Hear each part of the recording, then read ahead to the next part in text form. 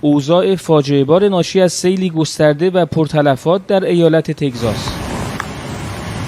دومین ایالت بزرگ آمریکا با 31 میلیون نفر جمعیت که تعداد تلفات، کشته‌ها و خسارات ناشی از آن ساعت به ساعت افزایش می‌یابد. سیلاب بخش‌های وسیعی از تگزاس را زیر آب برده است و جستجو برای یافتن مفقودان و اجساد جدید ادامه دارد. ساعت 3 نصف شب با صدای مهیب رعد و برق از خواب پریدم، در حالی که اصلا نمیدونستم قراره حتی بارون بیاد و هیچ هشداری در این باره که قراره به زودی یک سیل قدرتمند بیاد نداده بودن. تا اومدم خودمو جمع کنم دیدم تختم رو آبه. در این شرایط نوک پیکان انتقادها متوجه دولت آمریکا، همحزبی‌های دولت در کنگره و به ویژه شخص ترامپ است. آلن جرارد، رئیس اخراج شده بخش تحقیق و توسعه هشدارهای مربوط به طوفان‌های شدید در آمریکا میگوید دولت عمداً سازمان‌های هشدار دهنده بلایای طبیعی را در 2 ماه اخیر تضعیف کرده است.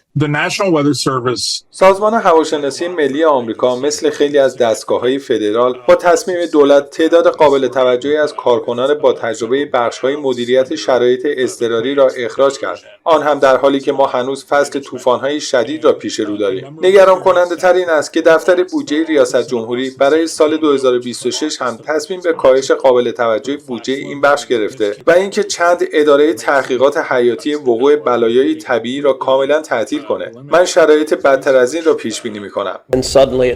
تد کروز، سناتور ایالت تگزاس و همحزبی ترامپ که بیشتر او را به خاطر مواضع تند ضد ایرانیش می‌شناسیم، به علت همراهی کامل با ترامپ در ناکارآمدسازی سازمان‌های هشدار دهنده بلایای طبیعی در تگزاس مورد انتقادهای جدی قرار گرفته است و حالا تلاش می‌کند از مسئولیت در قبال این تلفات و خسارات شانه خالی کند. این یک فاجعه غیر قابل توصیف است که ایالت تگزاس را گرفتار خود کرده است. کسانی که رئیس جمهور ترامپ یا من را مقصر این همه تلفات می‌دانند در حال بازی سیاسی وسط یک فاجعه هستند. وضعیت واقعا شوکه کننده است. شدت و گستردگی این سیل در ایالت تگزاس به قدری زیاد است که دولت آمریکا مجبور شده بخش وسیعی از این ایالت را تحت هشداری قرمز به نام هشدار فاجعه بزرگ ببرد. رسانه‌های آمریکا از این سیل تگزاس به عنوان مرگبارترین سیل در 25 سال اخیر این کشور یاد می‌کنند. علی رجبی، خبرگزاری صدا و سیما، نیویورک.